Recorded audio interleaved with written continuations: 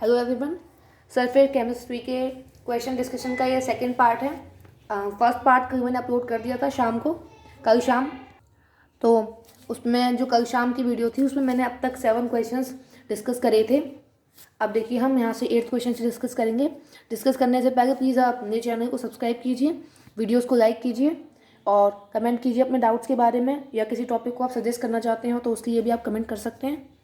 देखिए question number 8 हम देखते हैं। देखिए क्वेश्चन नंबर 8 है हमारा, in the inversion of cane sugar by the enzyme invertase the catalyst. तो देखिए पहले तो आप इस बात को भी ध्यान रखें, इस क्वेश्चन में बहुत अच्छी चीज़ है, inversion of cane sugar by the enzyme invertase. ठीक है, अगर आपको ये क्वेश्चन भी पूछा जा सकता है बेसिक क्वेश्चंस में, inversion of cane sugar take place by which enzyme, तो उसमें आपको एग्जांपल दी जा सकते हैं इन्वर्टेज, डाइमेज, डायस्टेज। ठीक है ना, इस तरह के। तो देखिए ये भी अपने आप में एक क्वेश्चन है। अब इसमें हमें बताना है कि इसमें क्या होता है। इसके ऑप्शन है हमारे पास, change the enthalpy of reaction, change the free energy, change the entropy, lowers the energy of activation. देखिए कैटलिस्ट के बारे में आप समझ लीजिए, कल मैंने एक क्वेश्चन में डिस्कस भी किया था कैटलिस्ट का क्या काम होता है।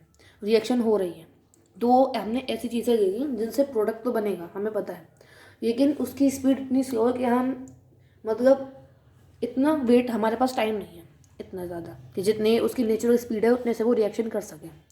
ठीक है, इतना हम वेट नहीं कर सकते, तो हम उसमें कुछ ऐसी चीज़ ऐड करते हैं जिससे उसकी रिएक्ट करने की जो टेंडेंसी है वो बढ़ जाती है, और जो चीज़ हमने डाली है वो ना तो रिएक्टेंट्स के साथ कंज्यूम होती है ना प्रोडक्ट के साथ मिल जाती है, वो हमें उतनी की उतनी वापस मिल जाती है। वो हमारा कैटलिस्ट होता है। ठीक है, तो कैटलिस्ट क्या काम करता है, lower the energy of activation, transition state को अचीव करने में हेल्प करता है। ट्रांजिशन स्टेट हमारी जल्दी अचीव हो जाती है उसमें, और एक्टिवेशन एनर्जी कम हो जाती है, तो ये भी यहाँ पर एक्टिवेशन एनर्जी को कम करता है। ठीक है, कैटलिस्ट बायोलॉजिकल एक्टिविटी होती है कैटलिस्ट एंजाइम्स के अंदर। देखिए हमारा 9th क्वेश्चन है, cow milk is an example of natural emulsion stabilized by. जो मिल्क होता है हमारे पास, काउ मिल्क, वो नेचुरल इमल्शन होता है। जो हम आर्टिफिशियल इमल्शंस बनाते हैं, ये एक नेचुरल इमल्शन है। तो आपको ये पता होगा कि जो इमल्शंस होते हैं वो स्टेबल नहीं होते हैं, उन्हें स्टेबल करने के लिए इमल्सीफायर एजेंट को ऐड किया जाता है। तो यहाँ पे हमारे पास ये सोचिए, ये सब इमल्सीफायर एजेंट है, हमें बताना है कि ये किससे स्टेबलाइज्ड होता है, डिटर्जेंट से, फैट से, कैसीन से या यूरिया से। तो देखिए ध्यान रखिएगा कि फैट, देखिए इसमें आंसर फैट नहीं है, कुछ बुक्स में ये गलत दिया हुआ है, इसका राइट आंसर कैसीन है। तो देखिए कैसीन से स्टेबलाइज होता है, और कैसीन में भी 80% प्रोटीन होता है कैसीन के अंदर, ध्यान रखिएगा। कैसीन के अंदर 2 चीज़ होती है, उनमें से 80% प्रोटीन होता है। ठीक है, अब हमारा 10th क्वेश्चन देखिए आप यहाँ पर। तो इसमें है, which of the following is an example of multi molecular colloids. ठीक है, कोलाइड्स होते हैं तो उनमें से ये मल्टी मॉलिक्यूलर कोलाइड्स के बारे में हमें बताना है।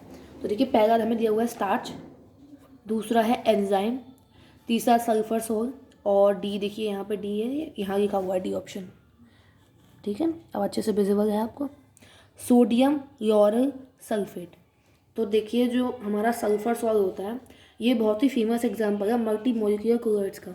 ठीक है, इस बात को ध्यान रखें, ये सिर्फ AMU के एंट्रेंस में नहीं, काफ़ी सारे एंट्रेंसेस में अब तक पूछा जा चुका है और रिपीट होने के चांसेस भी हैं ही।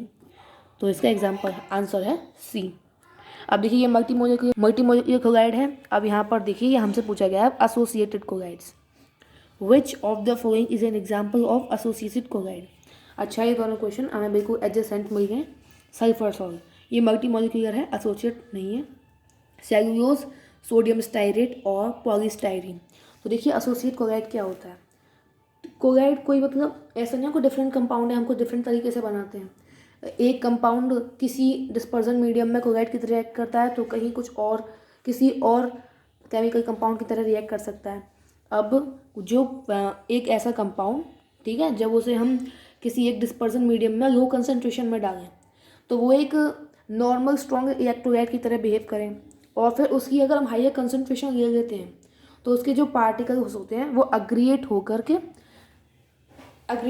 कोलाइडियल थीम दे देते हैं, ठीक है, क्लोराइड्स बन जाते हैं और एक के ऊपर एक मतलब एक साथ हो जाते हैं, उन्हें हम एसोसिएटेड क्लोराइड्स कहते हैं।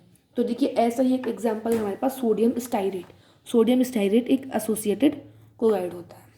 इसका आंसर है सोडियम स्टाइरेट। नेक्स्ट, बेंजोइकोनियम क्लोराइड इज ये भी एक फेमस ही है नाम, बेंजोइकोनियम क्लोराइड, ठीक है, इसका केमिकल नेम होता है, ठीक है, बेंजल एल्कोनियम क्लोराइड, इसका केमिकल नेम होता है alkyl dimethyl benzyl ammonium chloride, ठीक है, बड़ा सा नेम होता है, यहाँ पे लिख देती हूँ मैं, शायद आपको कभी काम आ जाए। देखिए होता है alkyl di methyl benzyl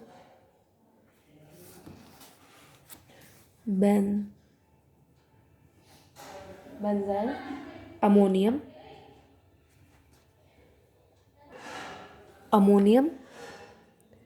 chloride, ठीक है।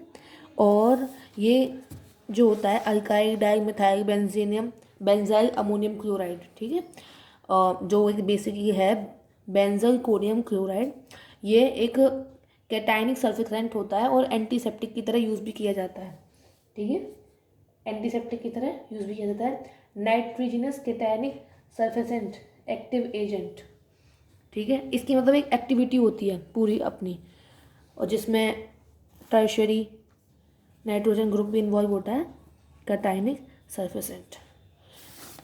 पॉलीमर्स चैप्टर्स में भी काफ़ी यूज़ है इसका। अब देखिए हमारा next question, select wrong statement. देखिए इस बात का ध्यान रखिए, जब भी आपको रॉन्ग स्टेटमेंट सिलेक्ट करने वाले ऑप्शन हो, इन क्वेश्चंस को बहुत ध्यान से करिए, क्योंकि कभी कभी ऐसी मिस्टेक हो जाती है, हम सही देख लेते हैं और सही देख कर टिक कर देते हैं, तो हमें इसमें रॉन्ग बताना होता है। मतलब सब लोग ध्यान से करते हैं, पर बाई चांस एग्जाम में ऐसी गलती हो सकती है, इसलिए ध्यान रखें। तो देखिए पहला ऑप्शन है हमारे पास, if a very small amount of AlCl3 is added to gold soil, coagulation occurs. But if a large quantity of AlCl3 is added, there is no coagulation. बताइए क्या ऐसा हो सकता है? बहुत स्मॉल अमाउंट से ही जब कोगुलेट हो रहा है गोल्ड सॉइल, तो लार्ज क्वांटिटी से नहीं होगा? बिल्कुल होगा। तो ये हमारा रॉन्ग स्टेटमेंट होगा, क्योंकि फिर भी आंसर तो हमें ए ऑप्शन में मिल गया, लेकिन फिर भी हम बाकी के जो हमारे स्टेटमेंट्स हैं ऑप्शन से उन्हें पढ़ते हैं।